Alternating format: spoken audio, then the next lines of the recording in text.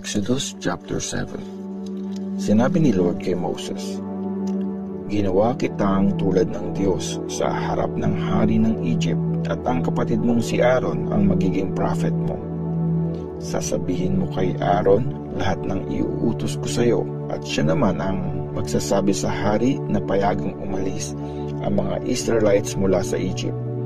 Pero gagawin kong matigas ang ulo ng hari, at kahit na magpakita ako ng maraming himala at nakakasindak na bagay sa Egypt, hindi pa rin siya makikinig sa iyo. Kaya magdadala ko ng matinding parusa sa Egypt, at ilalabas ko ang bayan ko mula sa lupaing yun. Makikilala ng mga Egyptians na ako si Lord pag pinakita ko ang kapangyarihan ko sa kanila, at pag nilabas ko ang mga Israelites mula sa Egypt." Kaya ginawa nila Moses at Aaron ang inutos ni Lord. 80 years old na si Moses at 83 naman si Aaron nung makipag-usap sila sa hari. Ang tungkod ni Aaron.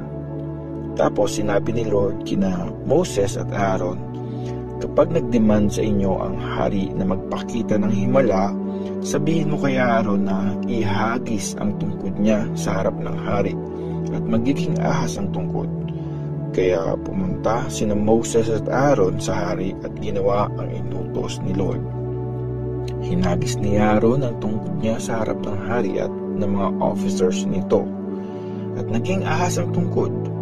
Kaya pinatawag ng hari ang matalinong tao at mga magicians, at ginaya nila ang himalang pinakita ni Aaron.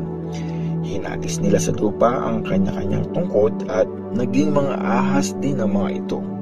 Pero nilulon ng tungkod ni Aaron ang mga tungkod nila. Kaso naging matigas pa rin ang ulo ng hari, at di siya nakinig kina Moses at Aaron gaya ng sinabi ng Lord. Ang unang salot, naging dugo ang tubig. Pagkatapos noon, sinabi ni Lord kay Moses, "Napakatigas ng ulo ng hari. Ayaw pa rin niyang payagang umalis ang mga Israelites. Kaya puntahan mo siya bukas ng umaga habang bumababa siya sa Nile River. Dalhin mo ang tungkod na naging ahas. Tumayo ka sa pampang ng ilog at doon mo siya abangan. At sabihin mo sa kanya, pinapunta ako ni Lord na Diyos ng mga Hebrews para sabihin sa iyo na payagan mo nang umalis ang bayan niya para maka-worship sila sa kanya sa desert.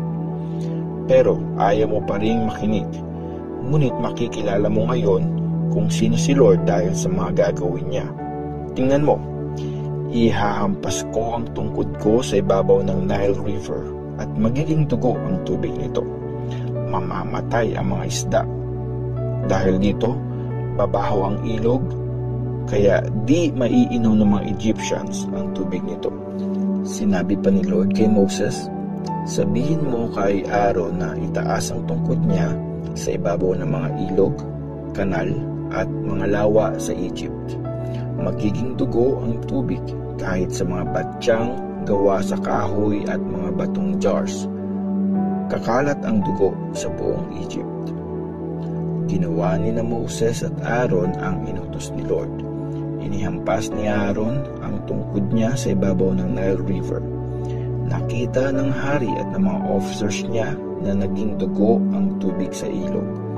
Namatay ang mga isda sa ilog at bumaho ito, kaya di mainom ng mga Egyptians ang tubig dito. At naging dugo ang lahat ng tubig sa buong Egypt. Pero ginaya din yon ng mga magicians ng hari gamit ang magic nila. Kaya lalong naging matigas ang ulo ng hari, at hindi siya nakinig kina Moses at Aaron gaya ng sinabi ni Lord. Hindi pinansin ng hari ang nangyari, at umuwi na lang siya sa palasyo. Samantala, naghukay ang mga Egyptians sa paligid ng Nile River para makakuha ng malinis na tubig, kasi di na nila mainom ang tubig sa ilog. Lumipas ang 7 araw mula nang hampasin ni Lord ang ilog.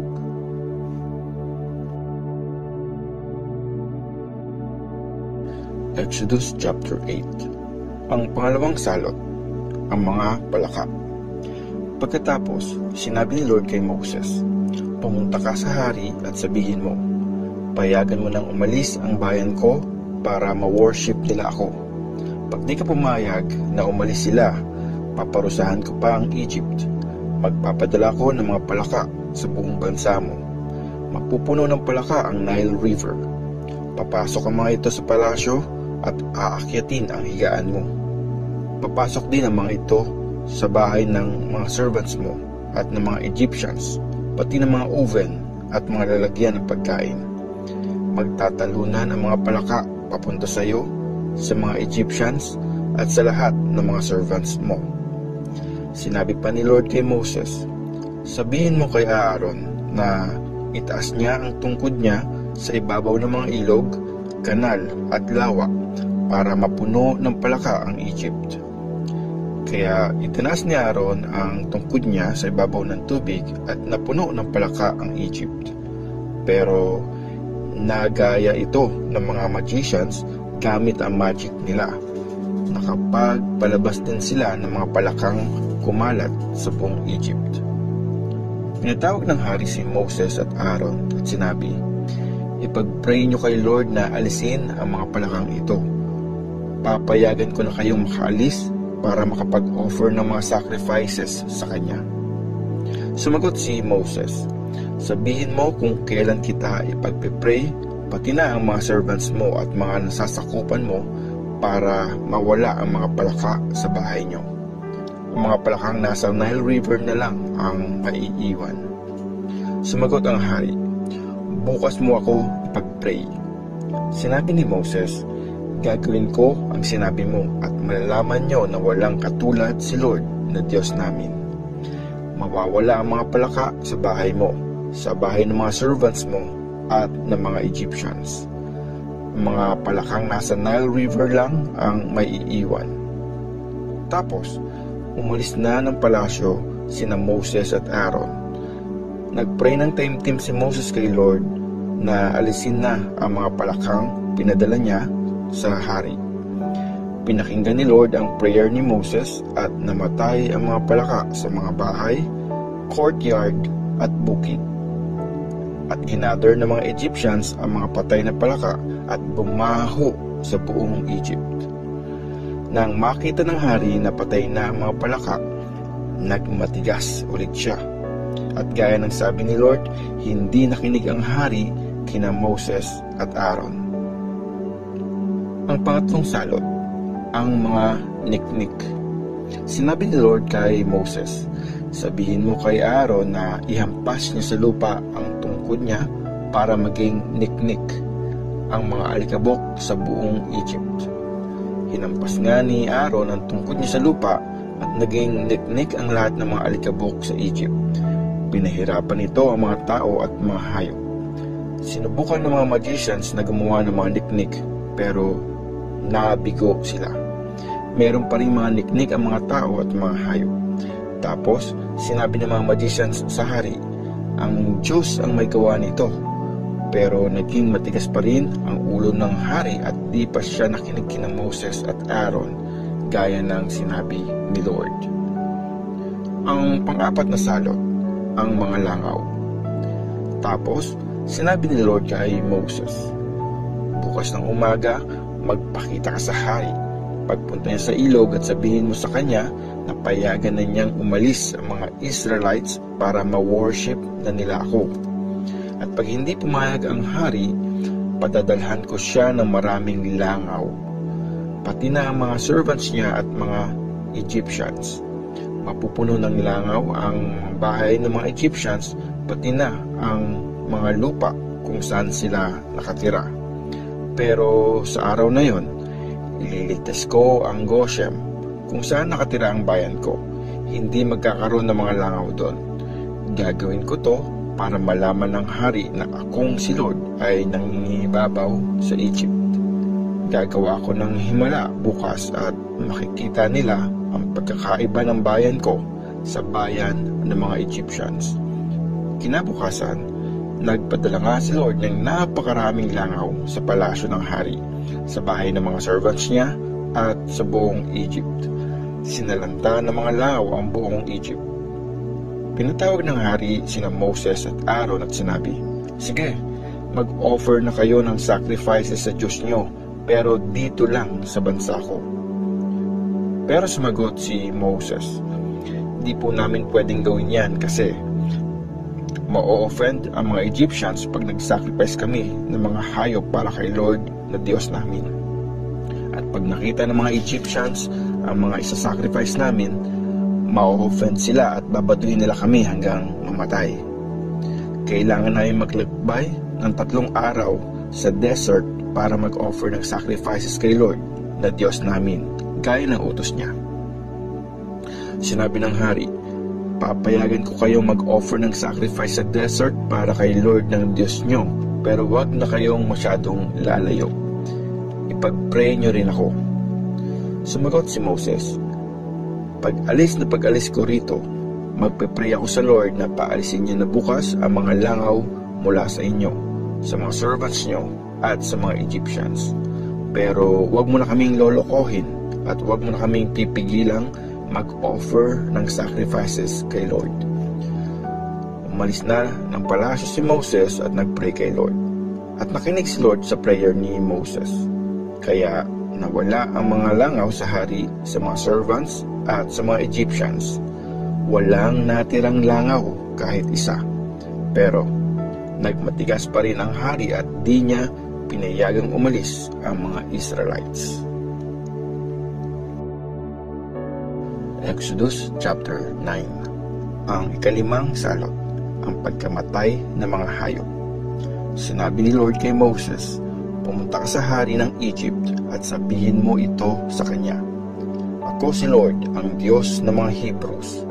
Payagan mo nang umalis ang bayan ko para ma-worship na nila ako. Pag di ka ulit pumayag na paalisin sila, padadalhan ko ng mga nakakakilabot na sakit ang mga alaga niyong hayop sa bukid, mga kabayo, donkey, camel, baka, tupa at kambing. Ipapakita ko na ang treatment ko sa mga alagang hayop ng mga Israelites ay iba sa mga alagang hayop ng mga Egyptians. Wala ni isang alagang hayop ng mga Israelites ang mamamatay. Mangyayari ito bukas. Akong si Lord ang nag-set ng oras." Kinabukasan, ginawa ni Lord ang sinabi niya. Namatay ang lahat ng mga alagang hayop ng mga Egyptians, pero walang namatay ni isa man sa mga alagang hayop ng mga Israelites. Nagpadala ang hari ng servant para alamin ang nangyari at sinabi sa kanya na walang namatay sa mga alagang hayop ng mga Israelites. Pero naging matigas pa rin ang ulo ng hari at ayaw pa rin niyang payagang umalis ang mga Israelites. Ang ika-6 na salot, ang mga pigsa. At sinabi ni Lord kina Moses at Aaron, "Dumakot kayo ng abo sa pugon." Ihagis pataas ni Moses ang abo habang nakatingin ang hari. Kakalat sa buong Egypt ang abo na parang pinong alikabok. At dahil dito, magkakaroon ng pigsa ang mga tao at mga hayop. Kaya kumuha sina Moses at Aaron ng abo sa pugon at tumayo sa harap ng hari. Hinagis ni Moses ang abo pataas sa hangin. Naging dahilan ito ng mga pigsa na sumugat sa mga tao at mga hayop. Hindi makaharap ang mga magicians kay Moses kasi napuno ng mga pigsa ang mga katawan nila gaya ng lahat ng mga Egyptians. Pero ginawang matigas ni Lord ang ulo ng hari. Hindi siya nakinig kina Moses at Aaron gaya ng sinabi ni Lord kay Moses. Ang ika-7 salot, ang malalaking tipak ng yelo. Sinabi ni Lord God kay Moses, "Bukas, gumising ka ng maaga, humarap ka sa hari ng Egypt at sabihin mo ito sa kanya. Ito ang sinasabi ni Lord, ang Diyos ng mga Hebrews. Payagan mong umalis ang bayan ko para ma-worship nila ako.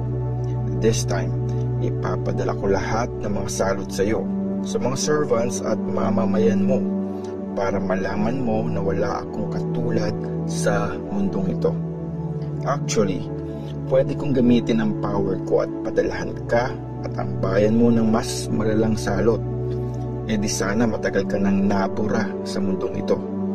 Pero hinayaan kong mabuhay ka para ipakita sa iyo ang kapangyarihan ko at makilala ang pangalan ko sa buong mundo.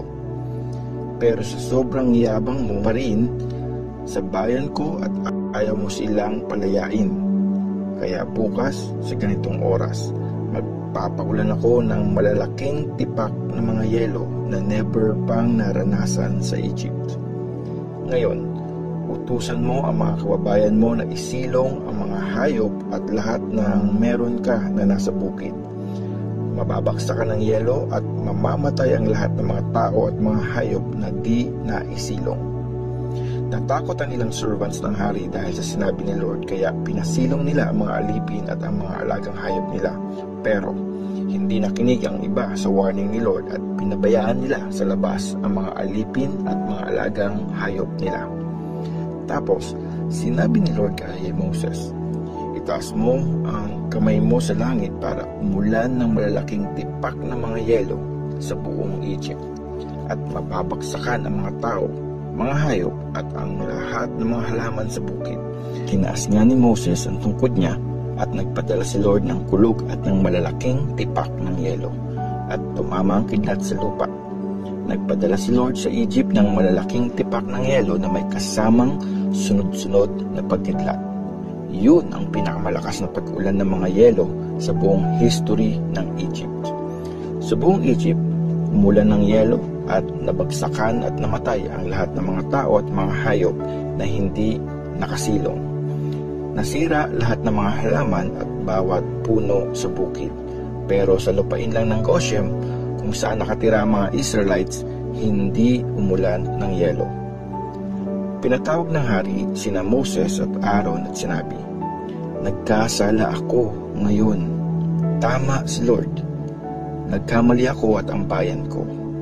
Mag-pray kayo kay Lord. Sobrang hirap na kami sa mga kidlat at pag-ulan ng yelo. Promise, papayagan ko na kayong umalis at di nyo na kailangang magtagal pa rito. Sinabi ni Moses sa kanya, pagkalabas ko ng city, magpe-pray ako, Lord. Hihinto ang pagkulog at hindi na uulan ng yelo. Dahil dito, malalaman nyo na pag-aari ni Lord ang buong mundo. Pero alam kong ikaw at ang mga servants mo ay hindi pa rin natatakot kay Lord na Diyos namin. Dahil sa pag-ulan ng yelo, nasira ang mga tanim na flax at mga barley. Pahinog na kasi ang barley at namumulaklak na ang flax. Pero di nasira ang mga wheat dahil huling tumubo ang mga ito. Iniwan ni Moses ang hari, lumabas ng city at tinaas niya ang mga kamay niya para mag-pray kay Lord. Huminto ang kulog, ang pagbaksak ng mga yelo at ang pag-ulan. Nung nakita ng hari ang nangyari, nagmatigas na naman siya, pati ang mga servants niya. Dahil dito, muling nagkasala ang hari. Nagmatigas ang hari at ayaw niyang payagang umalis ang mga Israelites, gaya ng sinabi ni Lord kay Moses.